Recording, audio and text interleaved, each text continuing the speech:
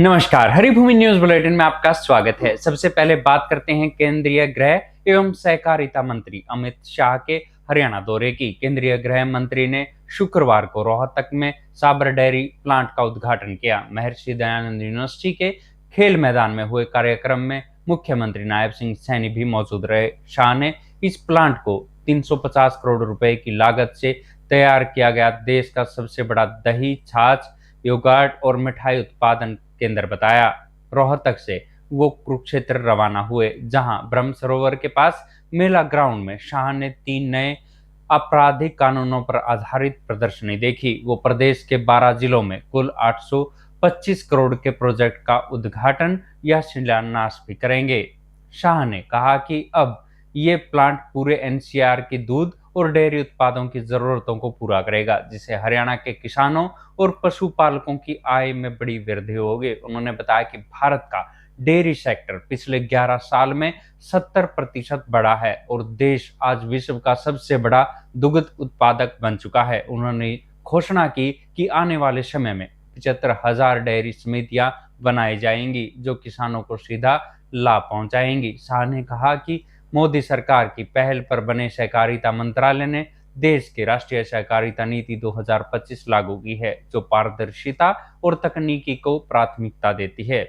मुख्यमंत्री नायब सैनी ने अमित शाह का स्वागत करते हुए कहा कि आज हरियाणा की धरा एक नए स्वदेशी आंदोलन की साक्षी बन रही है। ये कार्यक्रम स्वदेशी और आत्मनिर्भर भारत का उत्सव है। उन्होंने कहा कि इस आधुनिक प्लांट से ग्रामीण परिवेश का आर्थिक विकास होगा। सीएम सैनी ने बताया कि राष्ट्रीय सहकारिता नीति में गांव, कृषि, महिलाएं और दलितों को केंद्र में रखा गया है। बड़ी खबर फरीदाबाद से। यहां शुक्रवार तड़के डेयरी संचालक ने अपने 3 बच्चों के साथ फांसी लगाकर आत्महत्या कर ली। इस भयानक घटना में पिता करमवीर और उनकी बड़ी बेटी छवि की मौके पर ही मौत हो गई, जबकि गंभीर हालत में अस्पताल में भर्ती कराई गई छोटी बेटी सृष्टि ने भी इलाज के दौरान दम तोड़ दिया। अब परिवार में केवल एक बेटा नीशु ही जीवित बचा है, जिसका इलाज जारी है।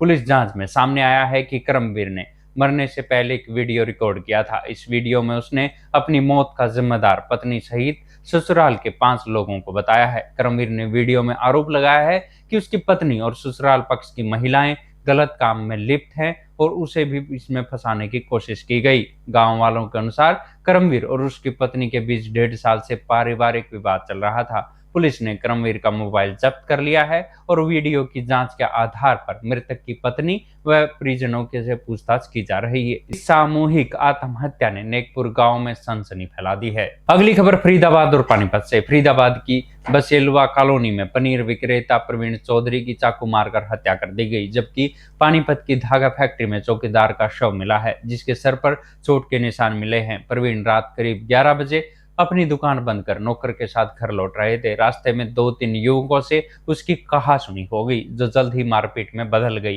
पुलिस की मौजूदगी के बावजूद आरोपियों में से एक ने प्रवीण के पेट में नुकीले हथियार से वार कर दिया। गंभीर रूप से घायल प्रवीण की अस्पताल में इलाज के दौरान मौत हो गई।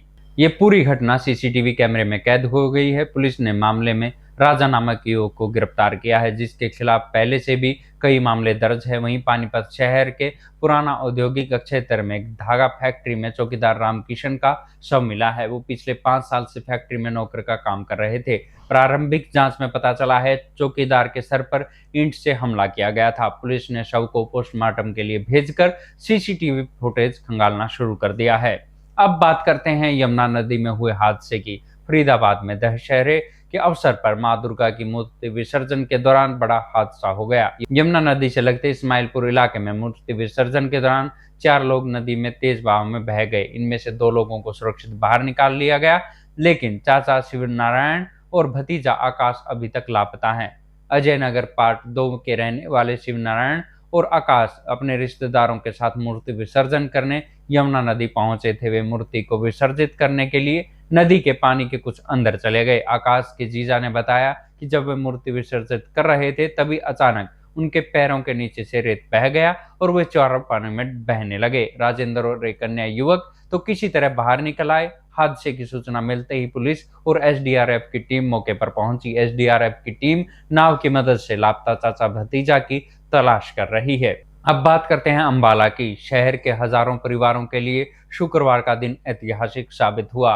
नगर निगम अंबाला के लाल डोरे की जमीन पर लोगों को मालिकाना हक देने की प्रक्रिया औपचारिक रूप से शुरू कर दी गई है। इस महत्वपूर्ण प्रक्रिया से शहर के विभिन्न क्षेत्रों के रहने वाले करीब 23,388 परिवारों को उनकी अपनी जमीन का कानूनी अधिकार मिलेगा। नगर निगम की मेयर शैलजा सचदेवा ने बताया कि लंबे समय से लाल डोरे की जमीन पर काबिज लोगों को अब संवैधानिक वैधता मालिकाना हक दिया जाएगा। इसके लिए निगम द्वारा संपत्ति प्रमाण पत्र जारी किए जाएंगे। मेयर के अनुसार इस कदम से लोगों की संपत्ति का मूल्य बढ़ेगा और वे कानूनी तौर पर रजिस्ट्री करवा सकेंगे। साथ ही उन्हें बैंक से लोन जैसी सुविधाओं का लाभ भी मिल सकेगा। ये योजना 23,388 परिवारों की आर्थिक स्थिति को मजबूत करेगी। आखिर में बात करते हैं नकली नोट चलाने वाले गिरोह की। चंडीगढ़ पुलिस की क्राइम ब्रांच टीम ने देश के 5 राज्यों चंडीगढ़, हिमाचल प्रदेश, पंजाब, राजस्थान और जम्मू कश्मीर में नकली नोट चलाने के एक बड़े गिरोह का पर्दाफाश किया है। पुलिस ने इस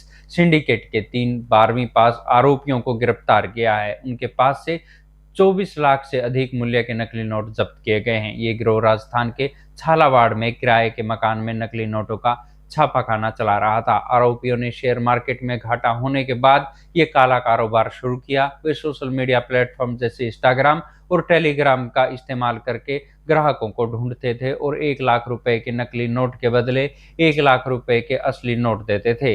पुलिस ने आरोपियों से 500 और 100 के कुल 7,157 जाली नोट जब्त किए हैं। इसके अलावा 2 गाड़ियां, प्रिंटर, शाही कटर और नकली नोट छापने में इस्तेमाल होने वाले सुरक्षा धागे लगे कागज भी बरामद कर लिए गए हैं। पुलिस को आशंका है कि त्योहारों से पहले ये लोग करोड़ों के नकली नोट चलाने की फिराक में थे।